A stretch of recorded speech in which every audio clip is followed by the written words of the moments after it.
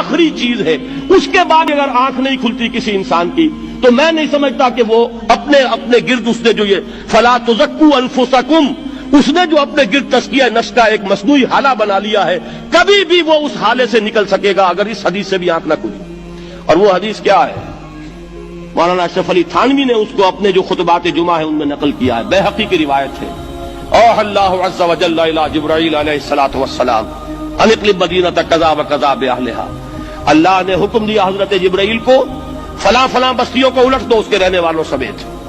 قال فقال، حضور نے فرمایا، اس پر حضرت جبرائیل نے عرض کیا بارگاہ خداوندی میں، ان فیہا عبدک فلانا لم یعصک طرفۃ عین، پروردگار اس بستی کو الٹ دوں،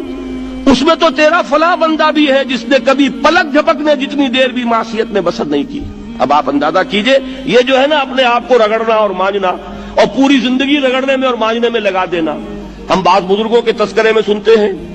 اتنے اللہ والے تھے کہ ان کا گھوڑا بھی کوئی مشکوک دانہ نہیں کھاتا تھا، اور وہ خود جو ہے وہ انگریز کی عدالت میں بیٹھے ہوئے اور انگریز کی نوکری کر رہے تھے۔ یہ ہے وہ میکروسکوپک اور مائکروسکوپک کا عدم توازن۔ طاغوت کی چاکری کر رہے ہیں، انگریز کی ملازمت کر رہے ہیں، انگریز کے قانون کی تنفیذ کے اندر اعلی کار بن رہے ہیں، لیکن ذاتی تقوی اور ذاتی نیکی اور ذاتی للہیت جو ہے اس کا معیار یہ ہے کہ ان کا گھوڑا بھی مشکوک چارہ اور مشکوک کھانا نہیں کھا سکتا۔ یہ ہے وہ عدم توازن، اس کو نوٹ کیجئے گا، جس کو کہ اس حدیث میں محمد رسول اللہ صلی اللہ علیہ وسلم نے واضح کر دیا کہ حضرت جبرائیل عرض کرتے ہیں کہ اللہ فلاں بستی کو الٹ دوں، اس میں تو تیرا فلاں بندہ بھی ہے جس نے پلک جھپکنے جتنی دیر بھی معصیت میں بسر نہیں کی۔ ذاتی نیکی کا اب اس سے اونچا کوئی مقام کوئی شخص مجھے اگر بتا سکے تو میں اس کا مرید ہو جاؤں گا۔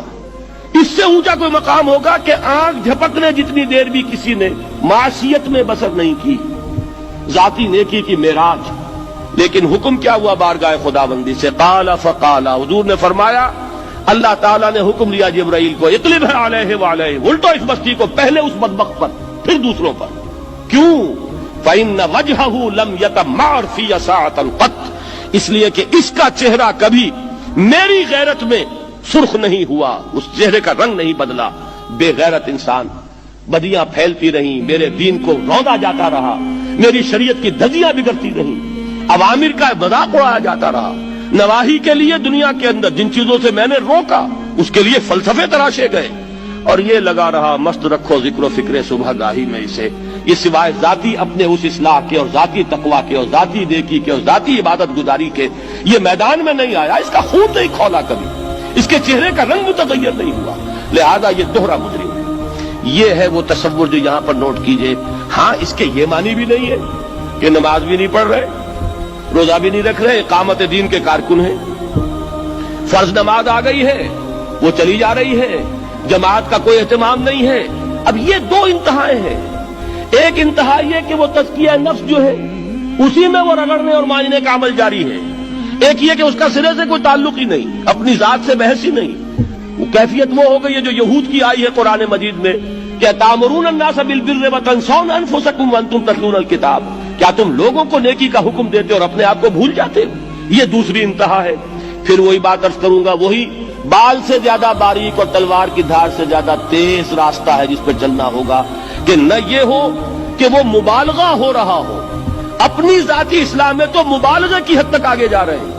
اور دوسرے یہ کہ اپنے دین کی تبلیغ و اشاعت، اقامت دین کی جد و جہد، اس کا کھانا ہی نہیں کھولا زندگی میں، وہ کھاتا ہی نہیں کھلا ہے۔ یہ ایک انتہا ہے۔ دوسری انتہا یہ ہے کہ انسان یہ سمجھے اپنے آپ کو کہ میں تو مجاہد فی سبیل اللہ اور دین کا کارکن اور دین کا میں